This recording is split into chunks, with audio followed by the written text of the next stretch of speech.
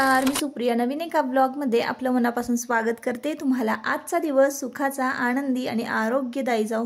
तुम्ही जी काही स्वप्न पाहिली असतील ती सगळी स्वप्न तुमची पूर्ण होत। त्याचबरोबर शुभ सकाळ सर्वांना। सकाळची वेळ आहे आणि नुकतीच मी आत्ता पोहोचलेली आहे माझ्या माहेरी।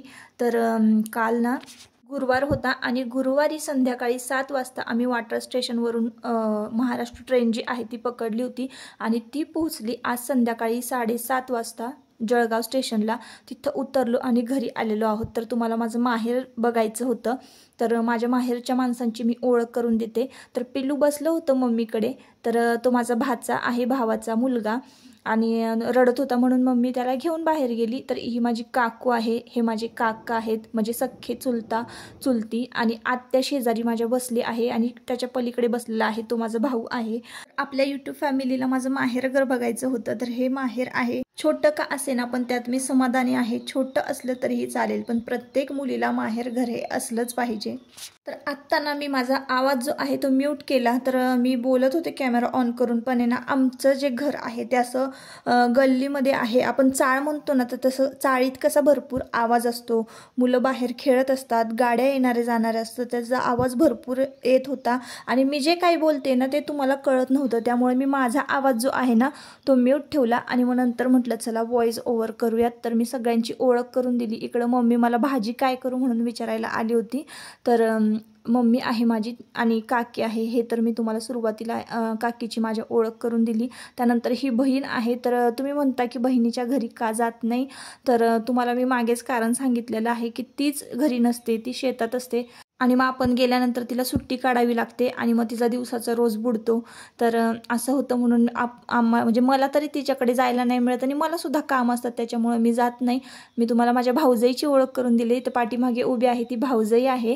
तर मी तुम्हाला इथे सांगत होते की आमचं म्हणजे चुलत्यांचं जे घर आहे तर ते म्हणजे दुसऱ्या कॉलनीमध्ये आहे, तर मग तिथंही गेले असते आणि ओळख करून दिली असते। पण मी आत्ता ना दुःखाच्या कार्यक्रमाला आलेले आहे। सुखदुःखामध्ये संपूर्ण जी फॅमिली आहे, संपूर्ण जे कुटुंब आहे ते एकत्र येत असतं आणि काय होतं ना, आत्ता दुःखाची वेळ आहे, परत सुखाच्या वेळेला म्हणजे कोणाचं तरी लग्न असेल तर मी नक्की येईन आणि तुमची ओळख करून देईन सगळ्या माझ्या फॅमिली मेंबर्स बरोबर। फॅमिली मेंबर्सच एवढे मोठं कुटुंब आहे ना ताईंनो, ओळख करता करता कधी एका तासाचा व्हिडिओ होईल हे सांगता पण येणार नाही, एवढी मोठी आमची फॅमिली आहे, चुलत चुलते वगैरे हे सगळे। तर आत्ता भाऊजाईची माझी गंमत म्हणजे मजा मस्ती चालू होती। तर ती मला म्हणत होती 21 तारखेला तुमचा ना ताई पगार येणार आहे, तर 21 तारखेलाच माझा बड्डे आहे। तर मी तिला म्हटलं की तुला काय गिफ्ट पाहिजे ते सांग। तर अशी आमची मजा मस्ती चालू होती आणि काही नको म्हणाली ती। तर असं आहे। आणि आता ना कसं होतं, आता 10व्याचा प्रोग्राम होता, त्याच्यामुळे मला काही व्हिडिओ शूट म्हणावा असं घेता आलं नाही। पण दुःखाच्या कार्यक्रमाला मी आलेले आहे, तर मला पण ते बरोबर वाटलं नाही। जेव्हा कोणाचं लग्न असेल ना तेव्हा मी नक्की येईन। तर मी आता इथे माझ्या चुलत्यांच्या घरी आलेली आहे आणि एक ताई होत्या ना, त्यांच्या गळ्यामध्ये बघा हे अशा पद्धतीचं गहूमणी होते, तर मला ते तुम्हाला दाखवायचे होते।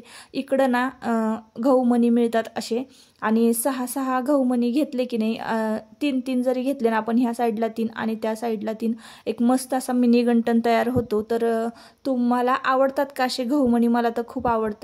आता मी आलेली आहे मार्केटला। जो काही 10व्याचा कार्यक्रम विधी जो होता तो उरकला आणि खरं तर मला यायचंच नव्हतं, इच्छा नव्हती मार्केटला, कारण आपण अशा विधीला आलेलो आहोत।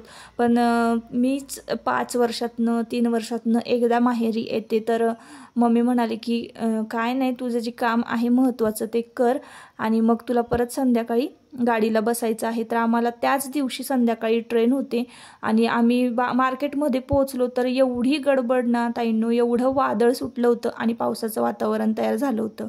मी तुम्हाला 2 स्टोअर दाखवले।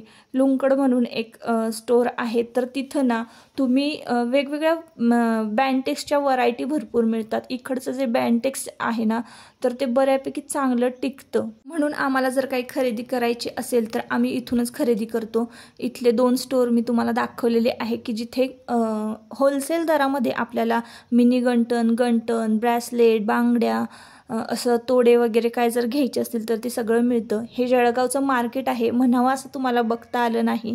तर सगळ्यांनी ना आपापला जो माल आहे तर तो झाकून ठेवला होता, कारण पावसाचं वातावरण पण झालं होतं आणि वादळ वारं तर तुम्ही पाहत असाल किती सुटलेलं आहे. तर हा नेहरू चौक आहे. नेहरूजींचा पुतळा तुम्हाला समोरच दिसत असेल, त्यामुळे या चौकाला नेहरू चौक म्हटलं जातं. तर इथं तुम्हाला मला भाज्या पण दाखवायच्या होत्या. घोळूची भाजी जी आहे तुम्ही कधी खाल्ली आहे का, मला नक्की कमेंट करून सांगा. तर ती सुद्धा इथं मिळते आणि विशेष म्हणजे भरताची जी मोठी मोठी वांगी आहेत ना ती सुद्धा इथं मिळतात. आता हे जे झाकून ठेवत होते ना आत्ता, तर कुरवडे वगैरे आपण हटतो तर तो चाटूसुद्धा इथं मिळतो. काही जण डाव म्हणत असतील, काही जण चाटू म्हणत असतील. परत मला चूल वगैरे घेऊन जायची होती, तर बऱ्याचशा वस्तू इथं मला खरेदी करायच्या होत्या पण काहीच खरेदी करता आलं नाही. आणि इकडं मग आम्ही मार्केटमध्ये आलेलो थोडीशी शॉपिंग करायला, म्हणजे क्लिप्स वगैरे काही जर घ्यायचं आहे तर इथं मस्तपैकी छान छान व्हरायटी पण भरपूर असते. परत त्यानंतर तुम्हाला काही जर घ्यायचं असेल इतर ज्वेलरी वगैरे तर खूप साऱ्या व्हरायटी तुम्हाला या मार्केटमध्ये मिळून जातील. रोज वापरण्यासाठी स्लीपर वगैरे भरपूर व्हरायटी तुम्हाला इथं दिसतात. इकडं ओढणीचा स्टॉल लावलेला आहे आणि स्वस्तात मस्त वस्तू पण छान टिकणारी असते. इकडे माझ्या पाठीमागे बघा नेकलेसचे जे सेट आहे ना अगदी 100 रुपयापासून स्टार्ट होत होते ते 1000-2000पर्यंत नेकलेसची छान छान सेट होते, जे की ब्रायडल ज्या आहेत त्या घालू शकतात. तर मी इथं नेहमी आले की काचेच्या बांगड्या घेऊन जाते. आमच्याकडे ना काचेच्या बांगड्या 300 रुपये 400 रुपये डझन आहेत आणि इथं फक्त 40 रुपये डझनमध्ये मला काचेच्या पाहिजे अशा बांगड्या मिळतात. तर मी नेहमी इथूनच घेऊन जाते आणि एकदम 3-4 डझन घेऊन जाते. तर इकडं ना रंगीबिरंगी सगळ्या कलरच्या बांगड्या होत्या. खूप छान क्वालिटी बरं का, आणि काच पण खूप पक्की असते याची, फुटत नाही हातामध्ये घालताना. तर पलीकडे पण तुम्ही बघितलं असाल की कडे जे आपण हातामध्ये घालतो ना वेगवेगळ्या डिझाईनचे भरपूर छान छान व्हरायटी कडे होते. माझ्याकडे फक्त टाईमच नव्हता, कारण मला लगेचच आजच्याच दिवशी आजच मी सकाळी पोहोचले माहेरी आणि आजच मला संध्याकाळी 7 वाजताची गाडी होती. तर मला मधले जे 2 तास मिळाले होते 1-1.5-2 तास, त्याच तासांमध्ये मला ही जे काही काम आहे ते सगळं आटपून घ्यायचं होतं. इकडं ना जाताना आम्ही बॅग जी आणली होती ना तर ती फाटली होती, त्यामुळे इकडं बहीण माझी बॅग बघत होती. आणि इकडे बघा मी तुम्हाला ना बांगड्यांची डिझाईन कलर सगळं दाखवते. तर किती छान आहेत बघा, किती मस्त आहेत. सांग ना तू कमी पण 60 रुपये डझन, 50 देऊ का? तर आपण घेऊ तशा बांगड्या इथं मिळत होत्या. आता ह्या ज्या 50 रुपये 40 रुपये डझन ज्या बांगड्या आहेत तर त्या आमच्याकडे ना खरंच खूप महाग मिळतात. 300 रुपये डझन 400 रुपये डझन अशा आहेत. रबर आहे का?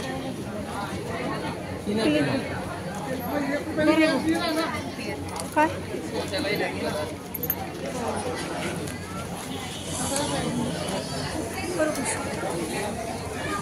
क्लचर आहे ग, आरामची थोडं आहे का? बघ बाय विचार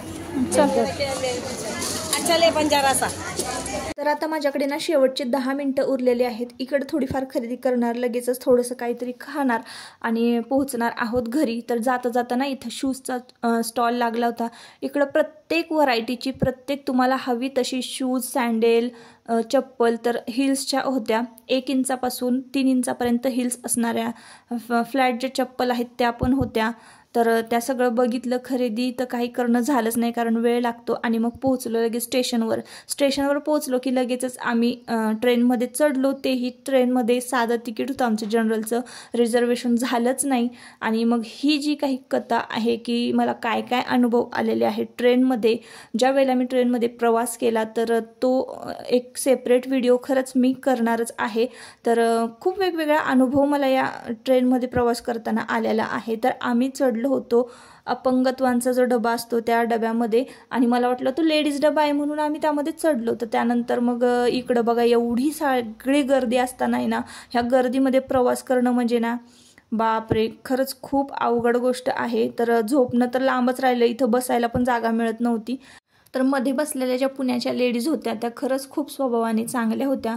काही माणसं अशी होती की खूप समजून घेणारी होती. काही माणसं म्हणजे काही बायका अशा होत्या की भांडायच्या आणि मग नंतर परत गोड बोलत बसायच्या, मग त्यांचं दुःख जे काही आहे ते आम्हाला सांगायच्या.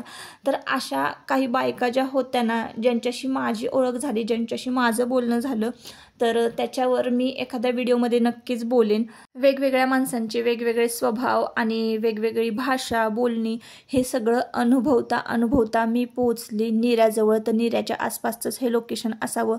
तर सर्वात आधी येतं पुणं 4:45-4च्या दरम्यान पुणं येतं. पुण्यात संपूर्ण ट्रेन खाली होते, थोडीशी बसायला जागा होते. मग त्यानंतर 5:45-5:30च्या दरम्यान लागतं जेजुरी नंतर नीरा, लोणंद आणि मग लागतं वाटार स्टेशन. तर वाटार स्टेशनवर आता पोहोचलेलो आहोत.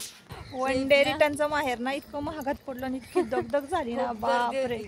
इतकी गाडीला गर्दी होती आणि आम्हाला बसायला आम्ही रात्रभर बसून आलोय. इतकी गर्दी होती की काय विचारायलाच नको. आता घरी जाणार, मस्तपैकी फ्रेश होणार आणि मग इथून पुढे रोजच्या रोज तुम्हाला मस्तपैकी व्लॉग येतील. तर आजच्या व्हिडिओचा इथंच एंड करते. आपण परत पुन्हा भेटूया नवीन एका ब्लॉगमध्ये. तुम्हाला आजचा ब्लॉग जर आवडला असेल तर नक्की आपल्या चॅनलला सबस्क्राईब करा आणि व्हिडिओला लाईक करा. Bye bye.